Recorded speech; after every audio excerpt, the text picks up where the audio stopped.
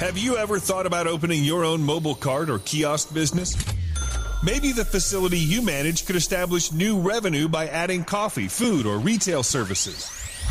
Cart King International can be the answer to your needs. Cart King is a North American designer and manufacturer of the finest mobile coffee, food, and retail carts and kiosks. Cart King has been working with clients and corporations across North America for 20 years, providing innovative designs, custom manufacturing, and timely delivery.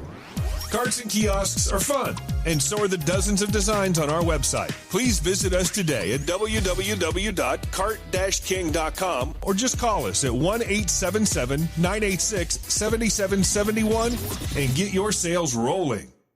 Thank you so much for listening to the Opperman Report. I want to welcome all our new listeners at WWPR 1490 AM in the Tampa Bay area. We're brand new down here. We're getting a nice warm welcome. We have great advertising opportunities for local sponsors, local businesses, but also international websites and international companies too. We're on our other stations in California, Nevada, Utah, and on the internet worldwide. But down here in Tampa Bay, Florida, we have some great opportunities for you to come in and get very, very affordable advertising rates. Get a hold of me at oppermanreport@gmail.com and we'll cut you a good deal.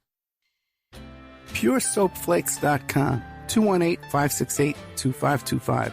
Have you ever heard of Castile Soap? Pure Soap Flake Company handcrafts fine soap bars, laundry powder, and concentrated soap flakes using organic vegetable oils from their northern Minnesota facility. Bathe your body and wash your clothes with Pure Soap products that are free of fragrance, GMOs, palm oil, sodium lauryl sulfate, and synthetic additives. Keep it clean, folks. Pure Soap Flake Company products are kind to living creatures and sensitive skin, safe for drains and waterways, and work great in high-efficiency washers and top and front-loading machines. They have a little promotion going on. Contact them to order some soap. Mention the Opperman Report. You're going to get a free gift. They're going to send a little extra soap, travel size, soap bars and laundry soap, cleaning soap flakes. I've been using that stuff all day long today. Great stuff. Order today at puresoapflakes.com or give them a call, 218-568-2525, 218-568-2525. Pure Soap Flake Company is a proud member of the Handcrafted Soap and Cosmetic Guild. The Opperman Report is brought to you by Aquadam.net. You can give them a call at 707-764-2119. A flooded home is never easy to deal with. You're left with the mess to clean up, the insurance companies to deal with, and not to mention all the memories, the precious memories that are lost in the flood. You can never replace those. And Aquadam can be a tool in your arsenal to protect your home and property from the floodwaters. The cofferdam is filled with water to control water and is reusable as long as it's taken care of. It can protect your home or business from rising floodwaters like a dam, but without the beavers. It can also be used in construction. If you need an area to be dewatered, an Aquadam can do the job. An Aquadam was used at SeaWorld in Orlando for the Mako roller coaster ride during the coaster's construction by dewatering the work area. An Aquadam is now dewatering the work area at San Antonio SeaWorld for their newest roller coaster ride. An Aquadam has been used in many construction projects all around the U.S. and all around the world. Now give Aquadam a call, 707-764-2119. You can look them up online at aquadam.net. You can find them on Facebook at Aquadam Inc. You call them up, you email them, you tell them Ed Opperman sent you, and they're going to take 10% off the price. Aquadam.net, 707-764-2119. It's the Opperman Report. Join digital forensic investigator and PI Ed Opperman for an in-depth discussion of conspiracy theories, strategy of New World Order resistance, high-profile court cases in the news, and interviews with expert guests and authors on these topics and more. It's the Opperman Report. And now, here is investigator Ed Opperman. Okay, welcome to the Opperman Report. I'm your host, Private Investigator Ed Opperman. You can find me at Opperman Investigations and Digital Forensic Consultant. Also, too, you can check out our members section at OppermanReport.com. That's where we have our exclusive shows and contents, documents, all kinds of stuff. You can go out there if you become a member.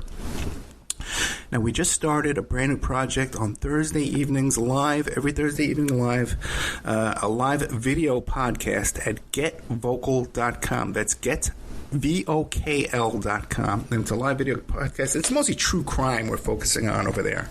And then, of course, our archives are free at Spreaker.com. Now, we've already taped with this guest we have today. We have Sophie Poldermans coming on the show. And we've already taped with her but the audio was so screwed up, and she's so kind. She came back and rescheduled with me twice. This is an incredible story. I was just so moved last time we heard this story. It's about seducing and killing Nazis. A book she just wrote recently about World War II in the Netherlands, in Dutch, right? Sophie Poldermans, are you there? Yes, hello from across the globe. You sound great, too. Now tell us about yourself. Who is Sophie Poldermans? My name is Sophie Poldermans. I'm Dutch, and I'm the author of Seducing and Killing Nazis, Hannie, Truus and Freddie, Dutch resistance heroines of World War II. I live in Haarlem, the Netherlands, and Haarlem is a city 12 miles west of Amsterdam. And that's the exact same town where the three heroines of the book were from, so that's why it might be interesting to mention that. Ed, you're a lawyer. My background is also in international criminal law. So war crimes, crimes against humanity, genocide. And I studied human rights law in Venice, Italy, and in Vienna, Austria. And I also studied peace and conflict studies at UC Berkeley in the US. And I lectured these subjects at several universities for over a decade. And then last year, I founded Sophie's Women of War. And that is an organization really shedding light on the role of women in armed conflict, in the broadest sense of the word. So that covers this book about three young female heroines from World War II. But I also did research in Bosnia and Kosovo, Rwanda. And women are often portrayed as victims, while it's precisely women who resist and show genuine leadership. So that's why I thought it was important to tell these stories. Now, you actually have two websites, right? sophieswomenofwar.com and another one? Yes, and one for the book, seducingandkillingnazis.com. Now, here in the United States, we have something called UPL, Unlicensed Practice of Law.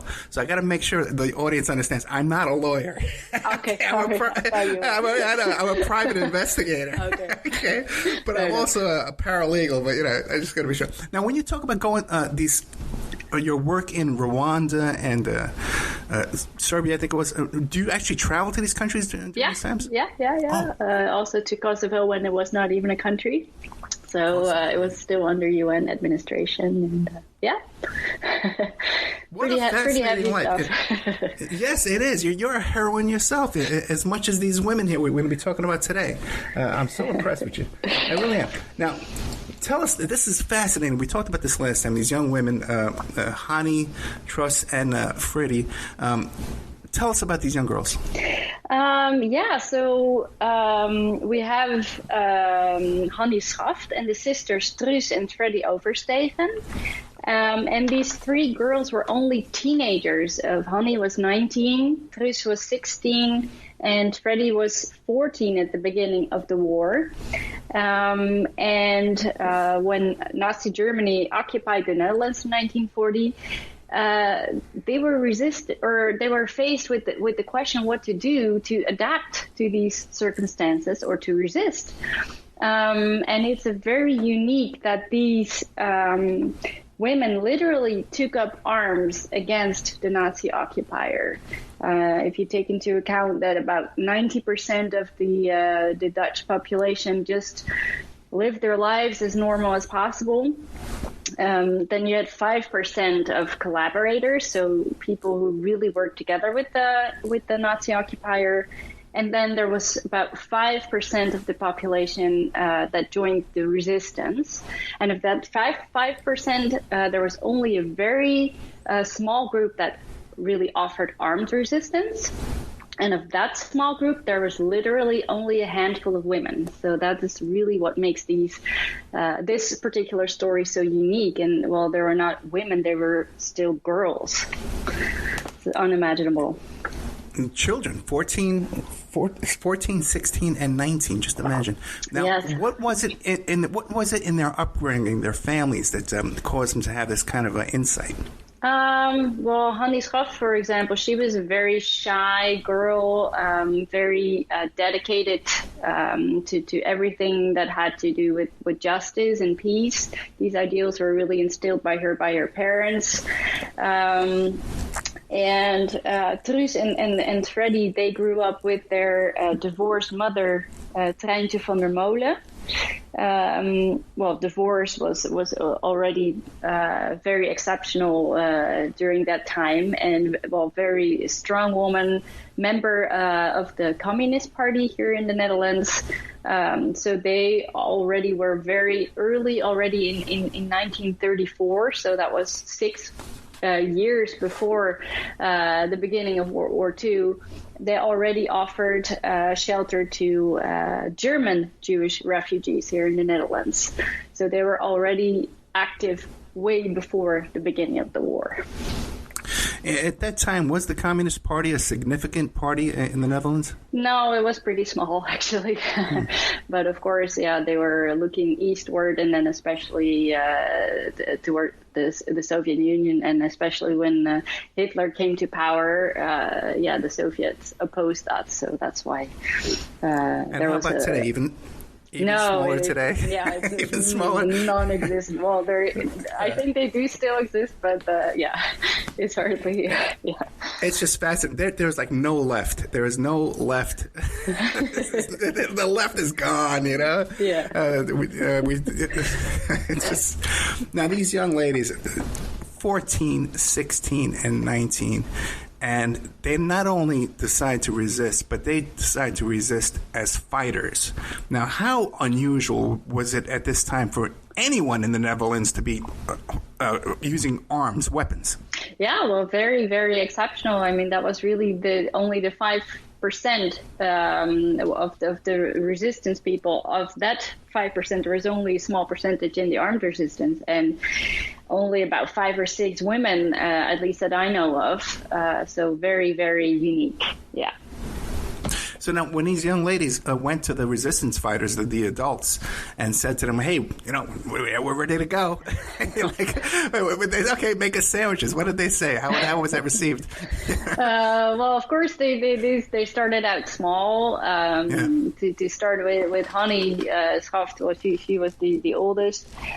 She was studying law, international law, actually, at the University of Amsterdam. And then at one point, she was not able to study anymore, and she had to, or all students had to sign a declaration of loyalty to the Nazis, and she resolutely refused to sign, so she couldn't study anymore. She already, when Nazi Germany occupied Poland, she offered resistance in the sense that she sent parcels for these Polish officers through the International Red Cross. She would listen to the illegal radio station, when Jews at one point in 41 were not allowed to go through the park anymore, for example, she said, well, if they're not allowed to go through the park anymore, I'm not going to go there either. So it started with these small things. And then when Jews had to wear a yellow star, she thought it was very essential that Jewish people needed fake identification papers. So she would go into all kinds of public areas like bars and swimming pools and steal identification papers for Jewish people in hiding, including her Jewish friends. So that's how she started. And then at one point, she just wanted to do more. She wanted to resist more, and if necessary, with weapons.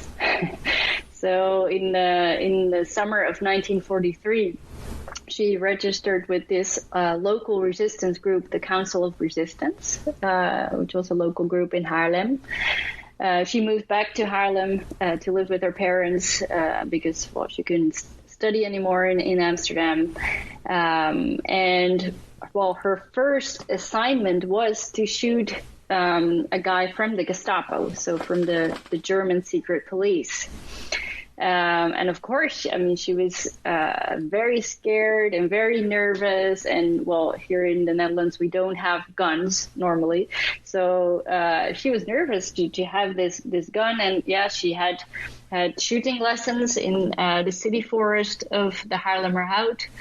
And then at the moment of truth, the guy was there, the Gestapo guy, and she just wanted to really pull the trigger. But instead of a shot, a click was heard. And of course, she was very confused. And the so-called Gestapo guy turned around and introduced himself as Frans van der Wiel, the commander of the group.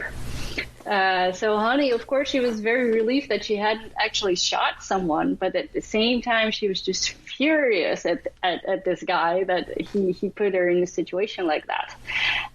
But yeah, it had appeared to be a test, and she had passed it brilliantly, because just saying that you want to join the armed resistance is one thing, but yeah, to really actually do it is another thing. Now, was this man really Gestapo? No. Acting? He was pretending He was to be Gestapo. acting, yes. Okay. He was the commander. Yes. Fascinating. So it was a test, yes. And yeah, it's so inspiring to hear these stories.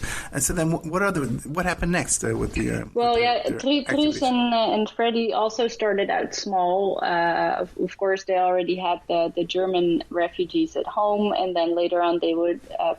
print illegal newspapers in their homes with a stencil machine, and they would spread these newspapers. And they also registered with the Council of Resistance in 41 already.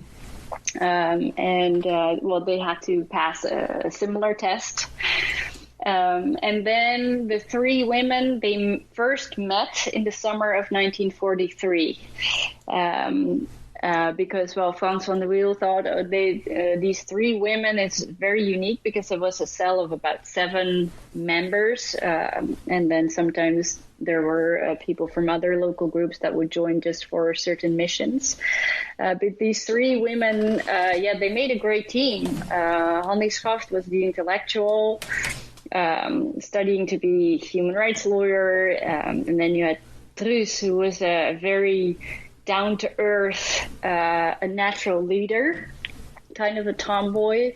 And then Freddie, she was still very young, and very, very feminine and very fierce. So it was really funny to see that these three girls came from completely different backgrounds and had completely different characters, that they worked so well together, because they had this one thing in common, is that they really wanted to take up arms against the enemy, in order to achieve justice. And ultimately, they started seducing these Nazi soldiers. Yes. So one of the, of course, there were also other acts like of sabotage, and they had to provide Jewish children with safe houses and map the coastal defenses, for example. But their main part of what they're known of is that this commander, Frans van der Wiel, he would deliberately put these girls on missions where they could actually use their youth and their beauty as a secret weapon. So they would dress up as Moffen girls. Moffen girls, sometimes you hear the term crowd girls in English. Kraut is actually German for sauerkraut. So these Moffen girls were Dutch girls who had alleged relationships with German officers, for example. So they would dress up with lots of makeup, very heavy makeup, and they had a great laugh about that, because, for example, Truus had never worn makeup before, and Frans van der Wiel would apply the makeup. So Freddie later said in an interview that they looked ridiculous with very bright red lips, and so they would dress up nicely, and then they would go into bars and flirt and giggle with some high-ranking Nazi officers, and then lure one of their targets into the woods, the city forest of the Haarlemmerhout, where one of their male members of the Council of Resistance would be hiding and would shoot this particular Nazi target. And later on, the girls themselves would learn to kill these targets. Now, was it common for young women there in the Netherlands to be attracted to these Nazi occupiers? No, that was it was only a small percentage, I think, in most of the European countries. So, of course, the general population would really. They didn't like these Moffen girls, of course. Like in any war, you always have people collaborating with Germans, and this was seen as collaboration as well. Yeah. Yeah, you saw after the liberation of France that they would shave the women's heads. Yes, the exact same thing happened here in the Netherlands. Yeah. Well, good. Good. Or, if that's the worst that happened. Yeah, I don't know, because it was in public, and then the women got all the shame, while they were not always really the ones to blame. So it's complicated. Yeah, I got you. Now, what about you talk about how the Jews were not allowed to go through the park and they were forced to wear stars. What did the average person in the Netherlands? They were okay with this? Well, no. I mean, most people, obviously, of course, weren't, but they were too afraid or just really focusing on their own survival and that of their families. So they were afraid to resist. But no, they wouldn't agree, but they wouldn't really resist either. The majority of people. Does that concern you? Yeah, I know. Right? Does that concern you, especially like in today's times, all the things we're going through? You hear Trump talking about Article 2 of the Constitution, that he's going to suspend Congress, and everyone just goes about their day like it's nothing's wrong. Does that concern you? Yes, of course. Yeah. I think people always need to be aware of all the dangers around them, and there's only a very few people who really rise up against dangers, unfortunately. Yeah, that's why these stories are so important and we can learn from them. And in your professional life, you've traveled to these countries, Kosovo and Rwanda, where atrocities are occurring. Yes. Right. Now, do you think it's far-fetched to think that couldn't happen next door to you or next door to me? No, that's the fascinating part. There's something within every human being. Apparently, human beings are capable of committing horrible crimes. I've always been fascinated by that ever since I was a little girl, and it can happen everywhere, anytime. It's very easy to say, well, it's Africa, it's far away, but Kosovo is still Europe. It's pretty close. Bosnia is close. I mean, look what's happening here. Also, World War II didn't start with gas chambers. It started with discrimination and exclusion, and that happens on a daily basis. Everywhere, unfortunately. When we need to open our eyes to this and be more proactive. Yes. Protect our own rights and and the rights of people around us. Now, these young ladies. How extreme did it get? Their activities in resisting? Like I described the seducing part, but then the killing parts. I mean, they would call it to liquidate a specific target. But they carried out quite a few of these liquidations. So the seducing part was only a small part of it, and then the majority of their missions was that the entire Council of Resistance would map out in advance which target had to be eliminated, and then these girls would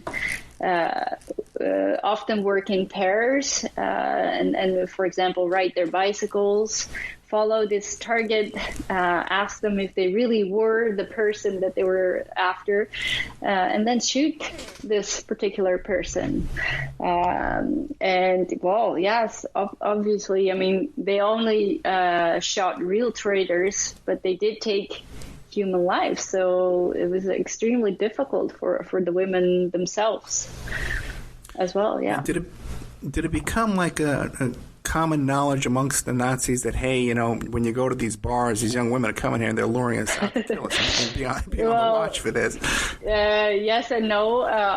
Yes, at one point their profile was known, so that's why they had to dress up differently. I mean, Truus would also dress up as a man, for example, wearing a hat. And at one point, the work became so perilous that Hannie Schaft, who had beautiful red hair, had to dye her hair black and wear glasses made out of window glass. So they really had to disguise themselves in order, and change their tactics in order not to get caught. Now, would the stories of these assassinations be reported in the news and the newspapers and stuff? Yes, and often there would be reprisals, for example, and that's also one of the things that made it really difficult. I remember Truus also telling me once that after one of the missions that they carried out, there was a reprisal where they just arrested 10 random men on the street, put them against the wall and shot them, and she was forced to watch.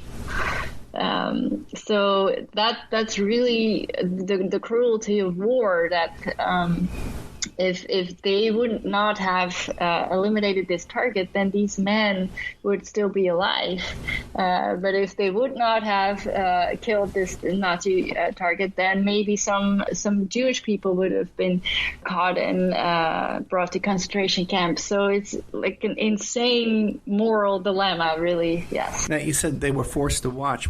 Is this because they were captured, or the whole town was forced to watch? Everybody who would just pass was forced to watch. Yeah. Now, when this would be reported in the papers, would it be reported? Well, the terrorists are killing Nazis. Definitely, yeah.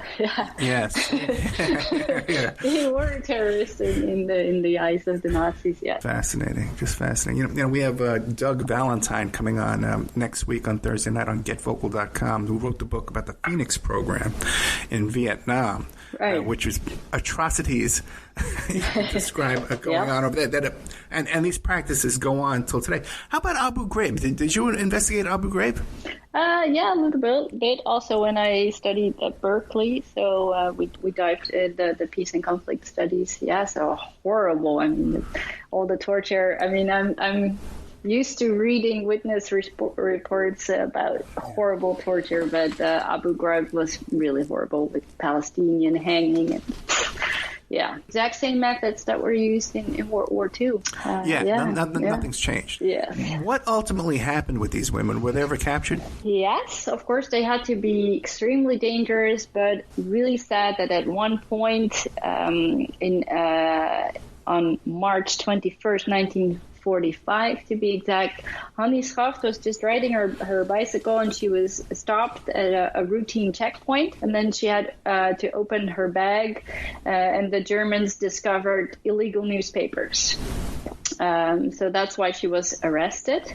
At the same time she was carrying her gun with her in her purse, but the Germans only discovered that later when she was brought in for questioning. And then at the same time, the German soldiers saw her red roots coming out of her hair. So then they knew, okay, we're very sure that this is Hannie Schaft, the girl with the red hair. That meant that she was brought to prison, and she was tortured badly, but she did not reveal any names. Well, Truus and Freddie and the entire Council of Resistance, they knew that Hannie had been arrested, but they tried to release her. They tried to do anything really to get her out of prison, but in vain, because Hannie Schaft was executed by the Nazis on April 17, 1945. So today is the 18th of April. So yesterday, exactly 75 years ago, Hannie Schaft was executed by the Nazis in the dunes here. And there was an agreement between both Allies and Nazis not to execute any people anymore, because they knew that the war was about to end. This was not even 3 weeks before the end of World War II for the Netherlands. So it's very tragic that both parties, by the way, did not stick to this agreement, and she was executed. Hannie Schaft was executed yesterday. How many years ago? 75. Exactly 75 years ago, yeah. How old was she when she was executed? 24, yeah. 24 years old. Yes, very, very sad. Is there a statue someplace in honor of this woman? Yes, here in the city of Haarlem, in one of the city parks, there is a statue called Woman in Resistance, and it is depicting Hannie Schaft. And it's really funny that Truus, who survived the war, she became a sculptor, and she made this particular sculpture. So it's very, very special. And every year in November, there is a commemoration service for Hannie Schaft there. And the reason why it's in November is because Hannie Schaft was reburied on November 27th, 1945, in the presence of the Queen, here at the honorary cemetery, a military honorary cemetery. Very close to the spot where she was executed. And there's 371 men, and she's the only female, the only woman lying there. So it's pretty special. So you said in the presence of the Queen. Netherlands has a queen? Yeah. Well, now we have a king. But how do you get that job? I love that. How do they get away with that, man? How do they get away with that? Yeah. I'm the queen. We have a constitutional monarchy, so it's more like a figurehead. But we have a king now. That's what they say. That's what they say. But still, they're not working. They're not doing anything. A figurehead. They're getting paid pretty good. They're living pretty good. More historical figure. Now, this story is just such a beautiful story. And I'm learning more than I learned last time. It's just such a beautiful story. Has there ever been a movie made about these young women? Not yet, but stay tuned. Yeah, there should be. This is gold. This story is gold. Yeah, what about the other two? Yeah. Both Truus and Freddie, they survived the war. Actually, Freddie was arrested at the same day as Hannie Schaft at a different checkpoint.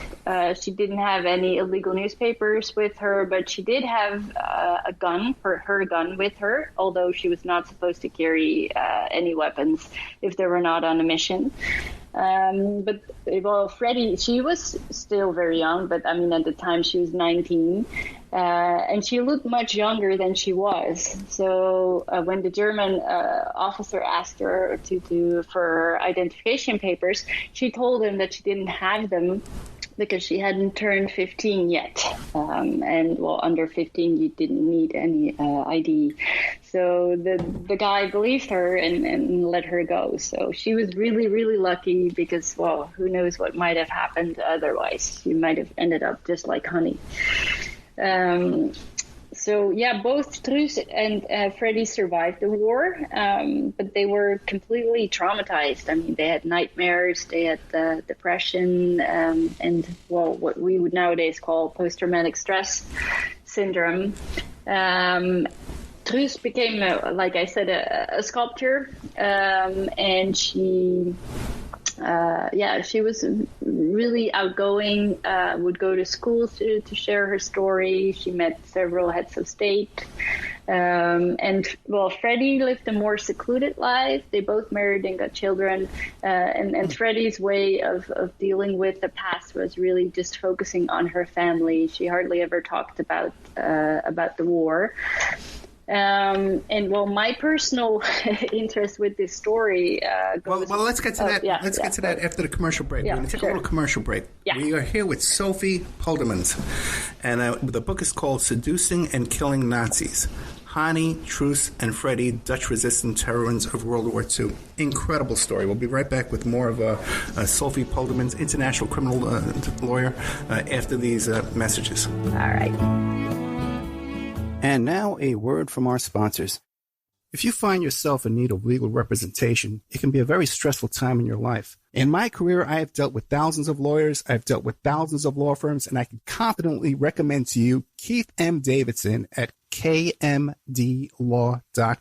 Available 24 hours, 7 days a week. Just log into kmdlaw.com. That's kmdlaw.com. Or you can call toll-free 833-4KMD-LAW. That's 833-4KMD-LAW.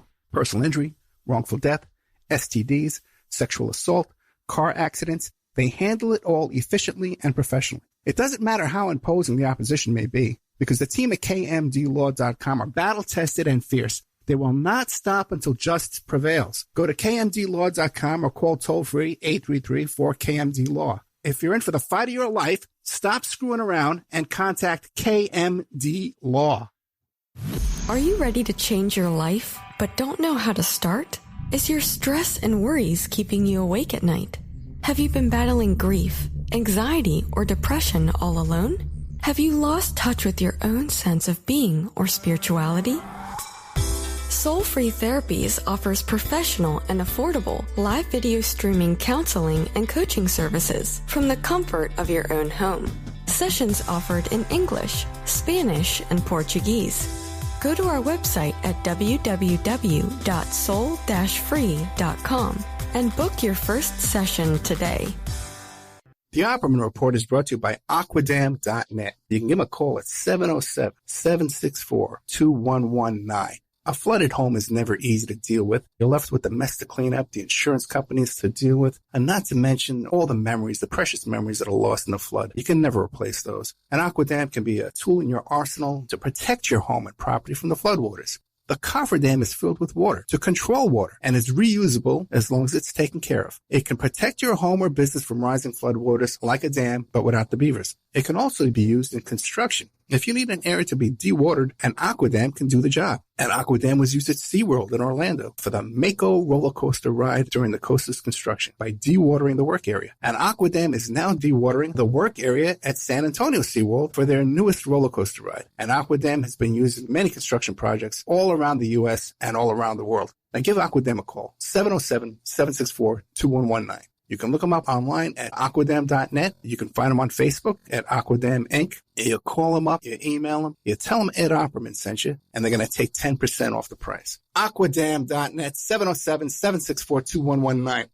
The Opperman Report is brought to you by Aquadam.net. You can give them a call at 707-764-2119. A flooded home is never easy to deal with. You're left with the mess to clean up, the insurance companies to deal with, and not to mention all the memories, the precious memories that are lost in the flood. You can never replace those. And Aquadam can be a tool in your arsenal to protect your home and property from the floodwaters. The cofferdam is filled with water to control water and is reusable as long as it's taken care of. It can protect your home or business from rising floodwaters like a dam, but without the beavers. It can also be used in construction. If you need an area to be dewatered, an Aquadam can do the job. An Aquadam was used at SeaWorld in Orlando for the Mako roller coaster ride during the coaster's construction by dewatering the work area. An Aquadam is now dewatering the work area at San Antonio SeaWorld for their newest roller coaster ride. An Aquadam has been used in many construction projects all around the U.S. and all around the world. Now give Aquadam a call, 707-764-2119. You can look them up online at aquadam.net. You can find them on Facebook at Aquadam Inc. You call them up, you email them, you tell them Ed Opperman sent you, and they're going to take 10% off the price. Aquadam.net, 707-764-2119. PureSoapFlakes.com, 218-568-2525. Have you ever heard of Castile Soap? Pure Soap Flake Company handcrafts fine soap bars, laundry powder, and concentrated soap flakes using organic vegetable oils from their northern Minnesota facility. Bathe your body and wash your clothes with Pure Soap products that are free of fragrance, GMOs, palm oil, sodium lauryl sulfate, and synthetic additives. Keep it clean, folks. Pure Soap Flake Company products are kind to living creatures and sensitive skin, safe for drains and waterways, and work great in high-efficiency washers and top and front-loading machines. They have a little promotion going on. Contact them to order some soap. Mention the Opperman Report. You're going to get a free gift. They're going to send a little extra soap, travel size, soap bars and laundry soap, cleaning soap flakes. I've been using that stuff all day long today. Great stuff. Order today at puresoapflakes.com or give them a call, 218-568-2525. 218-568-2525. Pure Soap Flight Company is a proud member of the Handcrafted Soap and Cosmetic Guild. It's the Opperman Report. And now, here is investigator Ed Opperman. Okay, welcome back to the Opperman Report. I'm your host, Ed Opperman.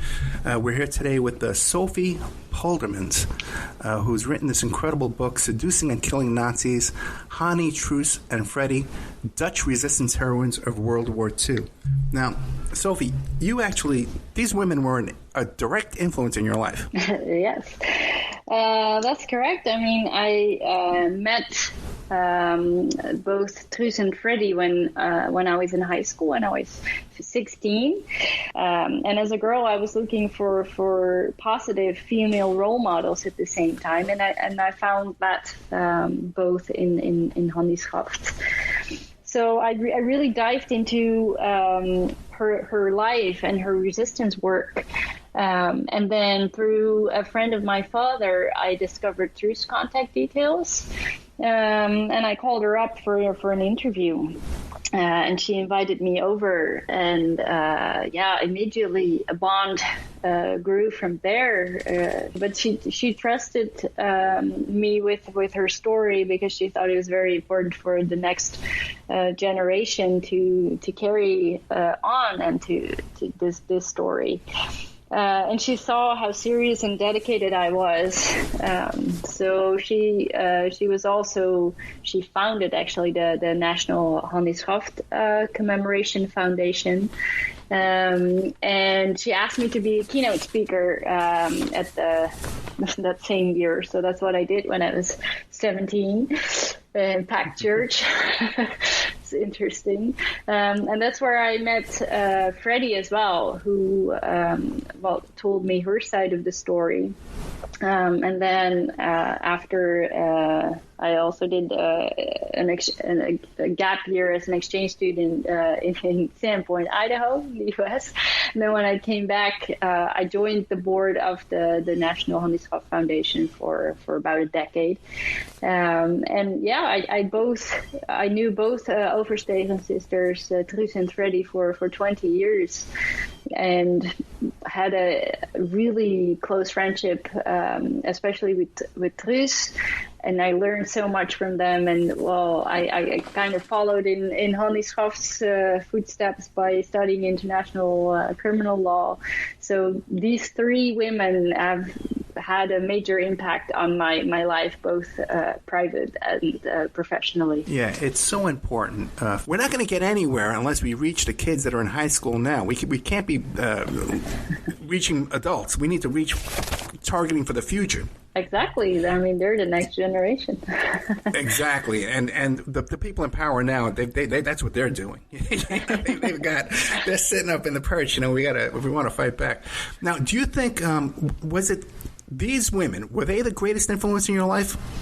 It's hard to say the greatest, but they definitely had a very big impact on my life, and I think they will always continue to have such an impact. Sure. What about your parents and your family? Were they also of the same mindset? Yes. I mean, my father was an archaeologist, so I also grew up with history, and my mom is a social geographer, or human geographer, I should say. So yeah, I grew up with the concept of equality and justice, and yeah. Definitely, of course, they were important. Yeah. Okay, it's just such a great story. Now, what about yourself? Now, these women went out there and they would go out and seduce and kill Nazis. When you're over in Rwanda, do you ever go out? No, I cover up. No, you've never done that. Would you admit it if you did? No, but I did research as to sexual violence because that was used as a weapon of war in Rwanda during the genocide. But of course, I am Western white, so I really interviewed the women who really, and the entire community, all the people who went through it, visited prisons, and yeah, it was horrible. Yeah. Yeah, and sexual slavery and rape is rampant in these conflicts. Yes, it's a very effective tool as well when it comes to a weapon of war. But yeah, it was only recently recognized as such. It was before, it was always seen as a private matter and not as a public matter. So it's really important that this has just only recently been recognized in international criminal law as a war crime. And even the UN peacekeeping troops are notorious for this. I know, yes, it's horrible. The people that you think you can trust that are there to establish peace. Yes. So some of them, of course. I mean, there's a lot of great UN peacekeepers out there, thank God. Well, sure. There's always a couple of good guys out there. Yeah. Now, what about, not every apple is rotten.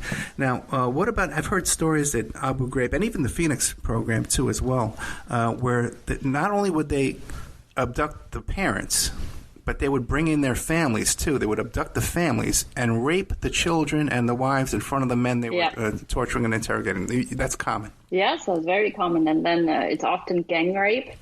And then it's rape combined with mutilation in like the most horrible ways. Yeah, it's really heavy. It really is. It really is. Both physically and mentally, yes. And this is by the people that we think are the good guys. Yes. And that's really why we need tools like international criminal law. I mean, and that's also the great challenge with international criminal law, the implementation and the enforcement mechanism, especially when it comes to UN.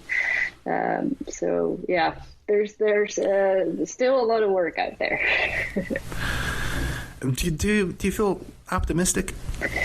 Yes, I of course. I mean, there will always be wars, so you also have to be realistic in that sense. But I always see people who rise to the circumstances, who resist, who show genuine leadership, and despite everything they've went through, and Truus and Freddie were some examples, and I saw others in Rwanda and Bosnia and Kosovo, that these people are just so incredibly strong. I'm always fascinated by them, and then I really can learn personally also a lot from them, and I hope a lot of other people will as well. That just to be strong and to embrace justice and to really stand up for others. Yeah, I think that's important because it starts out small. I mean, it starts with bullying in kindergarten already, and at work. So if you don't do something about it, then. Yeah. Yeah, I saw a movie last year, a documentary film called Las Sandinistas by this incredible filmmaker. I had her on the show. I interviewed the filmmaker. And again, too, in that revolution, major conflicts, major victories, combat victories, were led by young women. Is that common even in Rwanda and places like that? Could it be? Yes, definitely. And I think that's why I also founded Sophie's Women of War, to shed light on these stories, because they're often unrepresented or neglected.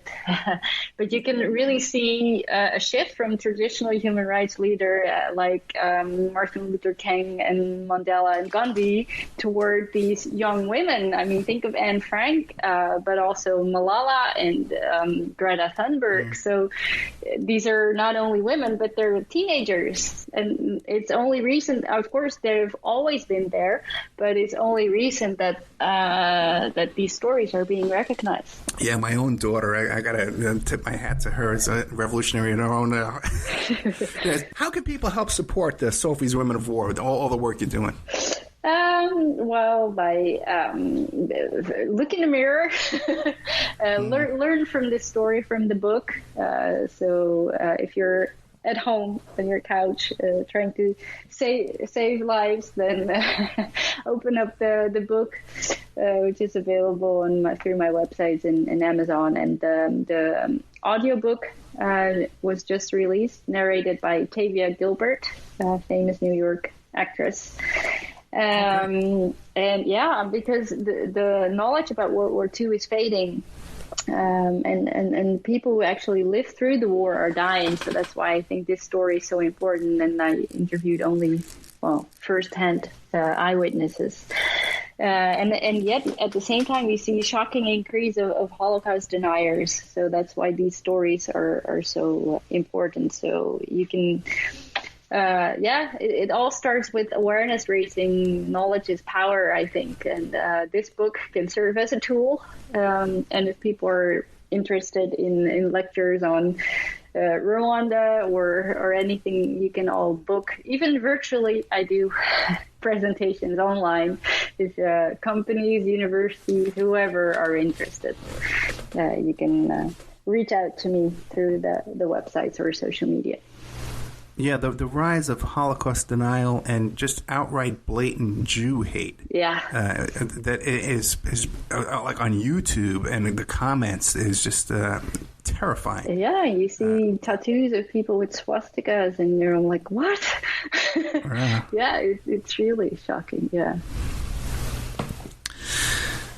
We're hearing these rumors now that the coronavirus could possibly, even Trump is circulating this theory with Fox News that it's a bioweapon that slipped out of the Hunan province lab down there. Yeah. I just had a guy on the show recently, too, and I asked him, he was an intelligence guy, and I asked him, he was on for a different purpose, talking about the sinking of that Russian sub, the Kursk, And I asked him, I said, well, if you were to use a bioweapon on another country, wouldn't you drop it there next to their biolab?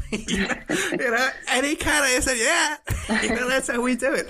Now, what is your take on this? It's a nice, unprecedented. It's a nice conspiracy theory. No, there's lots of forms of war. Of course, there's bioweapons. Unfortunately, there's cyber wars. There's so many forms of wars. I think this is just a very bad faith. I mean, it's just very bad luck. Okay, and but then of course, there's always politics and people in power trying to abuse their power and then stretch their influence and use everything. Yeah, we discussed this last time in the recording that didn't come out. The opportunists in power. Definitely, that take this opportunity to indict Maduro.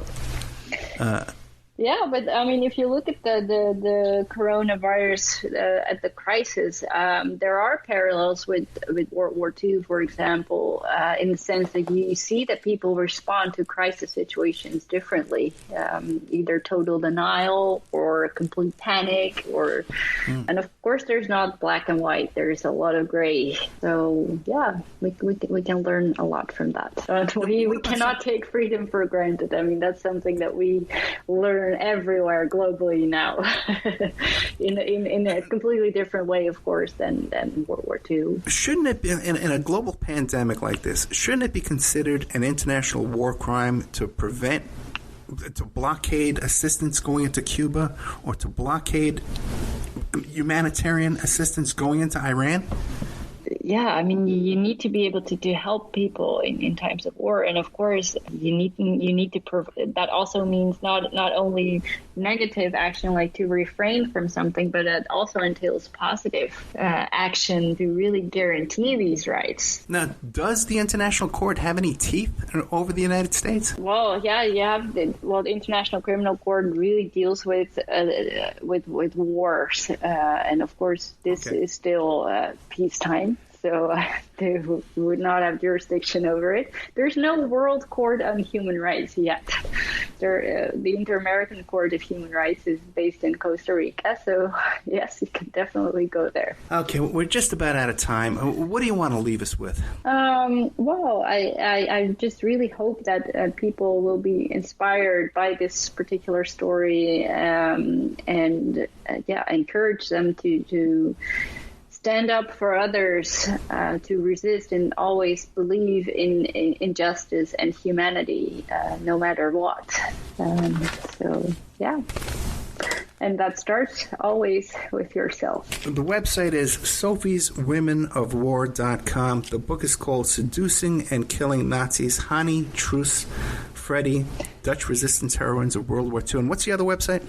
Seducing and KillingNazis.com. So that's one for the book. Especially. Sophie Holdermans, okay, thank you so much for coming back after all the trouble and rescheduling with me. I really, really appreciate it. Yeah, well, thank you. And then there's the virtual presentations options, and hopefully I'll be in Boston and New York in September, October. Well, okay, where will you be in Boston? At the Cape Cod Museum on the Green. You can find the calendar on my website. Thank you so much, Sophie. All right. Well, thank you. Good night. Bye. And now a word from our sponsors. If you find yourself in need of legal representation, it can be a very stressful time in your life. In my career, I have dealt with thousands of lawyers, I've dealt with thousands of law firms, and I can confidently recommend to you Keith M. Davidson at kmdlaw.com. Available 24 hours, 7 days a week. Just log into kmdlaw.com. That's kmdlaw.com. Or you can call toll-free 833-4KMD-LAW. That's 833-4KMD-LAW. Personal injury, wrongful death, STDs, sexual assault, car accidents. They handle it all efficiently and professionally. It doesn't matter how imposing the opposition may be, because the team at kmdlaw.com are battle-tested and fierce. They will not stop until justice prevails. Go to kmdlaw.com or call toll-free 833-4KMD-LAW. If you're in for the fight of your life, stop screwing around and contact KMD Law. Have you ever thought about opening your own mobile cart or kiosk business? Maybe the facility you manage could establish new revenue by adding coffee, food, or retail services. Cart King International can be the answer to your needs. Cart King is a North American designer and manufacturer of the finest mobile coffee, food, and retail carts and kiosks. Cart King has been working with clients and corporations across North America for 20 years, providing innovative designs, custom manufacturing, and timely delivery. Carts and kiosks are fun, and so are the dozens of designs on our website. Please visit us today at www.cart-king.com or just call us at 1-877-986-7771 and get your sales rolling. PureSoapFlakes.com, 218-568-2525. Have you ever heard of Castile Soap? Pure Soap Flake Company handcrafts fine soap bars, laundry powder, and concentrated soap flakes using organic vegetable oils from their northern Minnesota facility. Bathe your body and wash your clothes with Pure Soap products that are free of fragrance, GMOs, palm oil, sodium lauryl sulfate, and synthetic additives. Keep it clean, folks. Pure Soap Flake Company products are kind to living creatures and sensitive skin, safe for drains and waterways, and work great in high-efficiency washers and top and front-loading machines. They have a little promotion going on. Contact them to order some soap. Mention the Opperman Report. You're going to get a free gift. They're going to send a little extra soap, travel size, soap bars and laundry soap, cleaning soap flakes. I've been using that stuff all day long today. Great stuff. Order today at puresoapflakes.com or give them a call, 218-568-2525, 218-568-2525. Pure Soap Flake Company is a proud member of the Handcrafted Soap and Cosmetic Guild. Are you ready to change your life, but don't know how to start? Is your stress and worries keeping you awake at night? Have you been battling grief, anxiety, or depression all alone? Have you lost touch with your own sense of being or spirituality? Soul Free Therapies offers professional and affordable live video streaming counseling and coaching services from the comfort of your own home. Sessions offered in English, Spanish, and Portuguese. Go to our website at www.soul-free.com and book your first session today. The Opperman Report is brought to you by Aquadam.net. You can give them a call at 707-764-2119. A flooded home is never easy to deal with. You're left with the mess to clean up, the insurance companies to deal with, and not to mention all the memories, the precious memories that are lost in the flood. You can never replace those. And Aquadam can be a tool in your arsenal to protect your home and property from the floodwaters. The cofferdam is filled with water to control water and is reusable as long as it's taken care of. It can protect your home or business from rising floodwaters like a dam, but without the beavers. It can also be used in construction. If you need an area to be dewatered, an Aquadam can do the job. An Aquadam was used at SeaWorld in Orlando for the Mako roller coaster ride during the coaster's construction by dewatering the work area. An Aquadam is now dewatering the work area at San Antonio SeaWorld for their newest roller coaster ride. An Aquadam has been used in many construction projects all around the U.S. and all around the world. Now give Aquadam a call, 707-764-2119. You can look them up online at aquadam.net. You can find them on Facebook at Aquadam Inc. You call them up, you email them, you tell them Ed Opperman sent you, and they're going to take 10% off the price. Aquadam.net, 707-764-2119.